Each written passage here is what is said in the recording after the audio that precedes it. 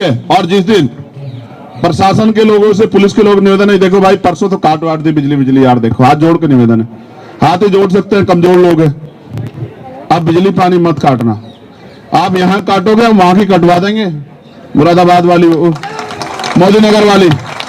Media खड़ी है, ये उसको डिफाइन करने लग जाते हैं बार बार। देखो भक्ति से काम नहीं चलेगा, भक्ति तो आसाराम जी की भी बहुत लोग करते थे नहीं करते हैं, बता देखो उदाहरण बता रहा हूं को गलत साबित करने के लिए तमाम तरह के प्रयास करेंगे। कोई नारा उनका ही आदमी आके लगा देगा और वो कहेंगे देखो जी वहां तो ये हो रहा है। मेरी बात अगर तुम्हें लग रही हो कमजोर, पहले तो ये सब लोग सीनियर लोग जानते हैं कि मैं कोई बात हल्की कहता हूं क्या बताओ, वजूद से ज्यादा नहीं कहता। और दियार गवाह मैंने 5 लाख लोग उतारे, यहाँ पैर रखने की जगह नहीं मिलेगी, दिल्ली के लोग जय जयकार करेंगे। बहादुर भाइयों बहनों, एक तो रोएगा नहीं तुम में से कोई, ऐसा ना हो तुम्हारे आंसू इस देश में सैलाब ला दें। मुझे तो इस देश में इतने मजबूत प्रधानमंत्री मैंने देखा, जो टीम हार भी गई उनको उन्होंने फोन किया कि भाई आप घबराना मत। लेकिन आज पता नहीं पिछले कुछ समय में परिस्थिति बदली है, आज वो बेटियां यहीं बैठी हैं उनसे कुछ गज की दूरी पे, आज आवाज नहीं जा रही है, आज आवाज नहीं जा रही है। देखो पिछले कुछ समय में बहुत कुछ बदला, इस बात पे गहराई से सोचो आप लोग। ये आज की लड़ाई नहीं, जब भी कोई लड़ने के लिए आया, चाहे वो किसान हो, नौजवान हो, कोई भी हो, चाहे किसी जाति का और धर्म का अपने अधिकारों के लिए आया, सरकार ने एजेंडा सेट कर दिया तभी। अब बजरंग के साथ एक अच्छी बात यह है, आप इसे फोन करो या ये आपको फोन करे तो ये कहेगा सीधा एकदम छुटते ही कहेगा राम राम जी। अब इसको कैसे आप एजेंडे में सेट करोगे? आप इसको मुसलमान कहोगे, आप इसको खालिस्तानी कहोगे, आप इसको धर्म विद्रोही कहोगे, आप इसको टेररिस्ट कहोगे, क्या कहोगे? यहां सरकार आके फंस जा रही, वरना सत्यता ये यहां बैठने नहीं देते। ये तुम दमदार लोग हो भाई, अगर ये ही मुकदमा किसी गरीब आदमी पे हो गया होता ना, उसके परिवार की खाल खींच के घुस भर देती पुलिस। हमने जिंदगी देखी है, यहां 20 साल हो गए मैं काम करते हुए। अगर न्याय सबके लिए समान होता फिर FIR के लिए कोर्ट नहीं जाना पड़ता। देखो ये भी एक सत्य है, जब तक वो फेडरेशन के अध्यक्ष रहेंगे तब तक कुछ भी निष्पक्ष नहीं हो सकता। बिल्कुल ये बिल्कुल सत्य बात है, जब तक वो फेडरेशन के अध्यक्ष है तब तक निष्पक्ष। न्याय तो छोड़ दो, न्याय का मात्र होना नहीं, न्याय दिखना भी चाहिए। जब आप उस पद पे बैठे हो तो कहां से न्याय हो जाएगा, और जब आप उस पद की ताकत का दुरुपयोग कर रहे हो तो कहां से न्याय हो जाएगा। मैं तो ये समझ रहा था कि ब्रजभूषण जी अपने आप जो वो इस्तीफा दे देंगे कि भाई पहले निष्पक्ष जांच होने दो। कल से मीडिया ने एक चीज चलाई कि भाई कमेटी की रिपोर्ट भी नहीं पड़ी, वो भी कह रहे हैं कमेटी की रिपोर्ट भी नहीं पड़ी। ओ भैया कमेटी कौन सी है जी? कोई निष्पक्ष कमेटी है? कोई जज साहब उस कमेटी को लीड कर रहे हैं, सरकार के लोग हैं, सरकार के नेता हैं, सरकार से जुड़े लोग हैं। मेरा तो ऐसा मानना है जिनका रोजगार इस सरकार से चल रहा है वो बेचारे क्या निष्पक्ष हो जाएंगे बताओ? अगर कमेटी बनानी है ना तो चीफ जस्टिस साहब बैठे तो हैं, उनके नेतृत्व में बनवा दो, पता लग जाएगा तुम्हें सारी चीज का कैसे जांच होती है। देश के लिए सबसे महत्वपूर्ण बात आज ये है कि देश के जो सुप्रीम कोर्ट के हमारे चीफ जस्टिस हैं उनकी वो रीढ़ की हड्डी वाले हैं, और यही सरकार के लिए परेशानी है, यही एकमात्र परेशानी है। देखो मैं तो यहाँ मीडिया के लोग बैठे हैं, एक हमारी बहन उधर खड़ी है प्रज्ञा, मैं तो ये कहना चाहता हूं सुप्रीम कोर्ट के चीफ जस्टिस साहब से भी कि गरीब आदमी सुप्रीम कोर्ट नहीं पहुंच पाता, आपको इसको सरल बनाना चाहिए। 2-3 लाख रुपए नहीं है लोगों के पास कि लोग सुप्रीम कोर्ट आ जाए, जबकि वो न्याय का सबसे बड़ा मंदिर है। अगर कमेटी बनानी है, और ब्रजभूषण सिंह जी भी सुनेंगे मुझे, तो कमेटी बनवा दीजिए ना चीफ जस्टिस साहब के नेतृत्व में, हम भी मान लें। और हम तो क्या कह रहे हैं, हम तो निष्पक्ष जांच की बात कर रहे हैं ना। निष्पक्ष जांच तब होगी जब ब्रजभूषण जी इस्तीफा दे दें। आप मेरी एक बात को गलत साबित कर दो, डिनाई कर दो, अगर यही पोस्टों के FIR किसी और पे हुई होती तो क्या वो आज बाहर घूम रहा होता? क्या बताओ आप सब लोग बता दो। अच्छा देखो अच्छा देखो एक चीज और सुनो, पिछले कुछ समय से ट्रेंड बदला है। आरोपी के पक्ष में पंचायत होती है, आरोपी के पक्ष में डिबेट होती है, और हमारी सम्मानित मीडिया खड़ी है, ये उसको डिफाइन करने लग जाते हैं बार बार। देखो भक्ति से काम नहीं चलेगा, भक्ति तो आसाराम जी की भी बहुत लोग करते थे नहीं करते हैं, बता देखो उदाहरण बता रहा हूं। एक मिनट सुन लो, उदाहरण बता रहा हूं आपको। जब तक उन पे कोर्ट का फैसला नहीं आया, जो लोग उनको आराध्य मानते थे उनको पूछते थे, मां पूछते थे नहीं पूछते। जब कोर्ट का फैसला आया तभी तो पता लगा ताकतवर है तो क्या अपराध नहीं कर सकता है क्या? धर्म का चोला उड़ तो अपराध नहीं कर सकता? कर सकता है। हरियाणा के लोग तो राम रहीम जी के गवाह हैं। बताओ, आप इस बात को नोट करो। देखो, पैरोल मिलती है, सब कुछ मिलती है, आम आदमी को दिला दो पैरोल। ये क्यों है? ये इसलिए है कि सत्ता पक्ष अपने हिसाब से एजेंडा सेट कर रहा। देखो, मैंने 2 उदाहरण इसलिए दिए कि जब आसाराम जी पे अगर कोर्ट ने तय कर दिया और फिर कोर्ट ने सजा की, तो जब आसाराम जी और राम रहीम जी के निर्णय में हमें पता लग सकता है कि कोर्ट सही है, तो ब्रजभूषण जी का फैसला भी कोर्ट पे छोड़ दीजिए। आप क्यों डिफाइन करने लगे हैं? उनको गिरफ्तार तो होने दीजिए, ताकत कम तो होने दीजिए। जब वो सत्ता में बैठे हैं, ताकत में बैठे, कैसे न्याय हो जाएगा? ऐसे न्याय संभव नहीं। देखो, हमें गौरव करना चाहिए कि किस माहौल में हमारी बहनें और हमारे अंतर्राष्ट्रीय खिलाड़ी जिन्होंने देश का प्रतिनिधित्व किया, आज वो यहां हैं। परसों रात पता लगा साहब बिजली काट दी, पानी काट दिया है, गद्दे। चलो चिंता मत करो, देखो मेरे साथ थोड़ा सा ना, मैं नया काम अपना कर रहा हूं। बजरंग साक्षी बैठी है हमारी छोटी बहन, अगर ये काम ना होता तो मेरा गद्दा ही गिरवा देता मैं। ठीक है, मैं एक ऐसा आदमी ना, मैं अपनी बहनों के आंसू नहीं देख सकता। लखनऊ में रोई थी हमारी बहनें, मैं 4 दिन तक वहीं उनके साथ ही बैठा रहा और सरकार को हमने झुका दिया। सरकार को फैसला लेना पड़ा कि नहीं, ये गलत है। तुम्हारे आंसू देखते हैं ना तो कलेजा छलनी हो जाता है। मेरी बहनों, आंसू मत बहाना, तुम्हारे एक एक आंसू पे लहू का आखिरी कतरा बहा देंगे हम लोग। क्या बात करती हो? आंसू मत बहाओ। देखो, न्याय तब होगा जब वो फेडरेशन के अध्यक्ष पद को, अगर नैतिकता होती छोड़ देते, नैतिकता नहीं, वो कोशिश कर रहे हैं कि बच जाए। अगर अपराध करके बचना चाहोगे तो फिर कैसे चलेगा, कैसे संभव हो पाएगा? इसलिए देखो, प्रधानमंत्री जी से हमारी कोई लड़ाई नहीं, क्योंकि ये सवाल ये है कि जब आप सबके आंसू पूछ रहे थे, जो हारा जो जीता, जिन्होंने देश को गौरव किया, तो आपकी तरफ से एक आदमी तो आता उनके आंसू पहुंचने के लिए। और अगर देखो, मैं ये भी कह रहा हूं स्पष्ट, यहां हमारे सभी भाई मौजूद, जाति धर्म पार्टी सब चीजों से ऊपर उठ के, अगर किसी सरकार के अलावा किसी दूसरी पार्टी के लोगों से अपराधी जुड़ा होता तो सरकार के लोग हिला के रख देते सब कुछ। लेकिन बुरा यह है कि सरकार से जुड़े हुए लोगों पर आरोप है। तो आप ये देखो, उनके यहां भी महिला नेता, एक महिला नेता अगर ये कह दे, कहते ना जमीर जिंदा हो तो आदमी इंसाफ की बात कर ले, यही कह दे कि भाई निष्पक्ष जांच हो जाए। बताओ कि दिख नहीं रहा, इतनी बड़ी बड़ी नेता उनकी पार्टियों में है, नहीं दिख रहा है। ये तो कह दो निष्पक्ष जांच करा दो, इसी का दबाव हो जाए। अगर आप सब लोग देशवासी मेरी बात पे गौर करें, अगर अपराधी हमारा है तो हम चुप रहेंगे, अगर अपराधी दूसरी पार्टी का तो हम बोलेंगे। इसको जिंदा रहना कहते हो? ये जिंदा रहना नहीं होता, ये तो मुंह दिखाई की बात हुई।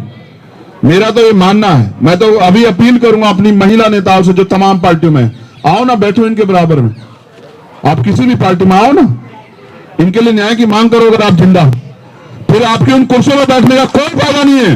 जिन कुर्सियों पर बैठ के आप महिला सशक्तिकरण की बात कर रही हैं, महिलाओं को न्याय देने की बात कर रही है, महिला सुरक्षा की बात कर रही है, कौन सी सुरक्षा?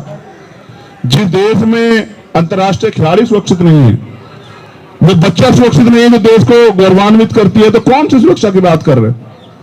इसलिए मेरी मीडिया के माध्यम से अपील है प्राइम मिनिस्टर जी से, वो हम सबके प्राइम मिनिस्टर हैं, वो इनके भी प्राइम मिनिस्टर अंतर्राष्ट्रीय खिलाड़ी है या नहीं है? बताओ तुम्हारे प्राइम मिनिस्टर हैं या नहीं है? इनके माध्यम से हमारी 2-3 अपील ये हैं। पहला, वो नैतिकता के आधार पर ब्रजभूषण छोड़ दे और जांच होने दे, पहला। दूसरा, कोई भी अगर जांच कमेटी बनानी है न्याय देने के लिए तो वो सुप्रीम कोर्ट की निगरानी में बने। सरकार के लोगों पे कोई भरोसा नहीं, क्योंकि सरकार के लोग तो संरक्षण दे रहे हैं। तीसरा, उनकी गिरफ्तारी होनी चाहिए, पहले उनकी गिरफ्तारी हो, उनकी ताकत कम हो, तब जाके मुझे उम्मीद है कि न्याय सुनिश्चित हो पाएगा। और बड़े पैमाने पर चौथी बात, ये झूठ फैलाना बंद करो कि ये जाट समाज के बच्चे हैं, ये हरियाणा के बच्चे हैं, ये देश के, जब ये मेडल लाए थे ना तब ये देश के ही थे, आज भी ये देश के ही हैं। क्यों भाई, देश के हो या नहीं हो? देखो, जाति व्यवस्था तो इस देश में है और आदमी को पैदा होने के बाद पता लगता है वो किस जाति में पैदा हो गया। पैदा होने से पहले भी किसी को पता होता है कौन सी जाति में। तो जब तक जाति व्यवस्था रहेगी तब तक तो ऐसे तो न्याय तो मिल रहा, कहां से खत्म हो जाएगी? ऐसे नहीं खत्म होगी, खत्म करनी पड़ेगी जब अच्छे लोग सोचेंगे इस बारे में भी कि जाति की वजह से कितना नुकसान हो रहा है। चुप हो जाओ, चुप हो जाओ, चुप हो जाओ। देखो, ये देश के बच्चे हैं, देश की बेटियां हैं, हम सबके भाई हैं, बहन हैं। हम इनके लिए न्याय की लड़ाई को मजबूत करने के लिए आए हैं।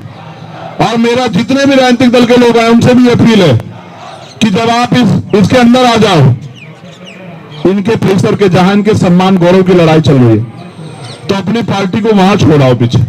आपके नारे इनके आंदोलन को बदनाम ना कर दे, इस बात का भी ध्यान रखना है आपको, क्योंकि सरकार के लोगों का एजेंडा है वो किसी भी तरह से आंदोलन को गलत साबित करने के लिए तमाम तरह के प्रयास करेंगे। कोई नारा उनका ही आदमी आके लगा देगा और वो कहेंगे देखो जी वहां तो ये हो रहा है। यहां सिर्फ एक चीज हो रही है कि देश की वीरांगनाएं, देश का गौरव, देश का युवा, देश का नेतृत्व करता जमीन पे बैठ के अपने हक की लड़ाई लड़ रहा है, दिल्ली में बैठ के लड़ रहा है और देश के हुक्मरान कानों में रूल डाल के चैन से सो रहे हैं। और ये किसी भी मुल्क के लिए अच्छा नहीं। अगर आज हम लोग नहीं खड़े हुए, कल आने वाली पीढ़ियां हमसे सवाल पूछेंगी कि जब वहां विनय, साक्षी, बजरंग और तमाम हमारे भाई बहन वहां बैठे थे तब आप लोग घर में चैन से कैसे सो रहे थे? बताओ। ये वो देश है जहां बेटियों को पूजा जाता है, जहां उनकी पूजा होती है। उसी देश में इनके आंसुओं का जवाब है क्या सरकार के पास? ताकतवर लोगों के पास जवाब है क्या? इनके आंसुओं का कौन देगा जवाब? मैं बस ये चाहता हूं, हमारी एक ही मांग है कि इनकी मांगों को सरकार सुने। ये लड़ाई सिर्फ एक ही लड़ाई न्याय की। और अगर ये इतना विवाद चलता रहेगा आपस में तो बताओ कैसे आएगा मेडल? आ जाएगा? जब ये मानसिक रूप से डिस्टर्ब रहेंगे तो कैसे आ जाएगा मेडल? और मेडल नहीं आएगा तो फिर क्या करोगे? फिर दूसरे देश वालों को पकड़ के अपने देश का बना लोगे क्या? कहोगे ये भारत का रहने वाला था पहले है? नहीं, ये गलत है। इसलिए इनकी जायज मांगे हैं, इनकी जायज मांगों पे सरकार को अपना रुख स्पष्ट करना चाहिए। और सबसे पहले पुलिस से भी मेरा ये अनुरोध है कि भाई आपको आरोपी को गिरफ्तार करना चाहिए, उसको जेल में डालना चाहिए और फिर कोर्ट के जरिए, जांच के जरिए जो आए उस पर काम होना चाहिए। और तमाम नेताओं से मेरा ये अनुरोध है जो सरकार में है या सरकार से बाहर है कि वो अगर कुछ नहीं कर सकते सरकार के लोग तो कम से कम इनके लिए जांच की मांग ही कर दो। या इतना भी नहीं कर पाओगे तो जिंदा रहना सिर्फ एक संत कह के गए कि सिर्फ सांसों का रुकना मौत नहीं होती, जिनका जमीर मर जाता वो भी मर जाता। मैंने उदाहरण के तौर पे आपको बताया कि हम मान रहे हैं कि वो सही हो सकते हैं, लेकिन कोर्ट ने तय किया कि हरियाणा के एक संत, जो संत नहीं थे, संत तो दुनिया के लिए जीता है, मानवता के लिए जीता है, लोगों के लिए जीता है, लोगों को उपकार करता है। जो शोषण करता है वो संत नहीं होता, वो ताकतवर नहीं होता। इसलिए मैं अपनी बहनों से कहूंगा हार ना माने, खड़े हो जाओ, जरा एक बार खड़े हो जाओ, आ जाओ, खड़े हो जाओ, तुम भी खड़े हो जाओ। इनका धन्यवाद करो सब लोग कि ये लोग अपने हक के लिए लड़ रहे हैं। और जोर से ताली बजा के धन्यवाद करो। उसका कारण है अगर आज हम लोगों ने इनका हौसला नहीं बढ़ा, मैं खाप के लोगों का धन्यवाद देता हूं जिन्होंने तय किया कि नहीं, न्याय मिलना चाहिए। अगर आज हमने इनका हौसला नहीं बढ़ाया तो कल कोई अपने हक के लिए सड़क पर नहीं आ पाएगा। और अगर इस देश में मांगने से कुछ मिल जाता तो हर व्यक्ति ताकतवर हो जाता। यहां तो लड़ना पड़ता है, छीनना पड़ता है। हमने बहुत आंदोलन देखे हैं और इतिहास में सबसे बड़ा आंदोलन किसान आंदोलन है। 700 लोगों ने कुर्बानी दी तब जाके हम लोग उसे जीते। इसलिए आपसे अपील है बहादुर भाइयों बहनों, एक तो रोएगा नहीं तुम में से कोई।